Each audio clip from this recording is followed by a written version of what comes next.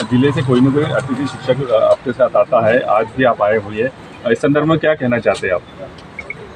मध्य प्रदेश सरकार से यही मांग करते हैं इस संदर्भ में कि पूर्व मुख्यमंत्री शिवराज सिंह जी चौहान द्वारा 2 सितंबर को हमारी महापंचायत बुलाई गई थी, उसमें कई लाभकारी घोषणाएं हमारे लिए की गई थी। उन घोषणाओं से प्रभावित होकर हमने विधानसभा चुनाव में भाजपा को वोट किया।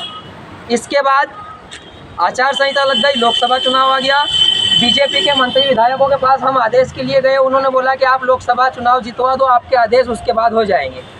हमने प्रदेश के 70,000 अतिथि शिक्षकों ने हमारे परिवार और हमारे रिश्तेदार और हमारे दोस्तों वगैरह को सबको भाजपा में वोट करने का बोला। सभी लोगों ने बीजेपी में वोट करा।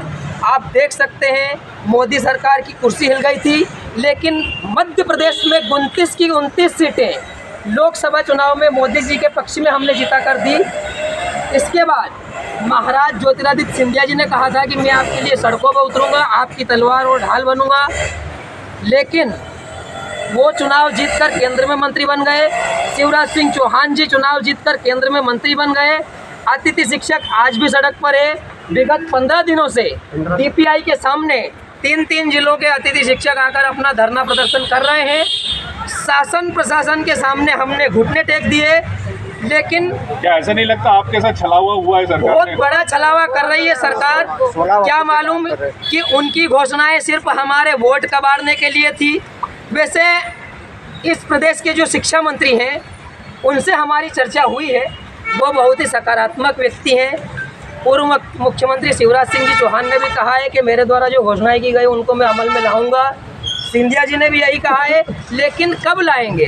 हम अतिथि शिक्षक बहुत परेशान हैं। जब स्कूल में परमानेंट शिक्षक नहीं होता, उस समय ये लोग, ये हमारी बहनें, माताएं, बड़े बुजुर्ग कम से कम 15-15 सालों से सेवा दे रहे हैं।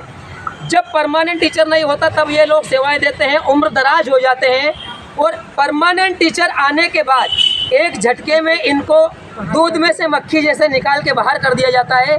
उस समय हमारे परिवार और हम लोग मानसिक डिप्रेशन में आ जाते हैं। हमें कुछ दिखाई नहीं देता कि अब अपना रोजगार कैसे चलेगा। विधानसभा का सत्र भी चल रहा है क्या? विधानसभा का सत्र चल रहा है। हमने हमारे क्षेत्रीय विधायकों से, सांसदों से, मंत्रियों से कई बार आग्रह किया, अनुरोध किया, उनके चरण वंदना करी कि साहब हमारा मुद्दा विधानसभा में उठाओ, लेकिन भाजपा के विधायक अपनी सरकार के खिलाफ एक शब्द बोलने को तैयार नहीं है। लगातार प्रार्थना अनुनय कर रहे हैं, न्याय नहीं मिलने की दिशा में क्या कदम उठाया जाएगा आपकी ओर से? लगातार अनुनय, विनय, आवेदन, निवेदन, दंडवत प्रणाम भाजपा के जनप्रतिनिधियों को कर रहे हैं। अगर हमारी मांगे जो महापंचायत में घोषणा हुई थी वो नहीं मानी गई, तो हमारे बच्चों के सहित, हमारे परिवार के सहित यहाँ पर बैठेंगे, और अगर हमारे को जान भी देना पड़ी तो हम अपनी नौकरी हक अधिकार के लिए हमारी जान भी देंगे। एक बार अपना परिचय। मैं आशीष शर्मा, जिला अध्यक्ष शाजापुर से।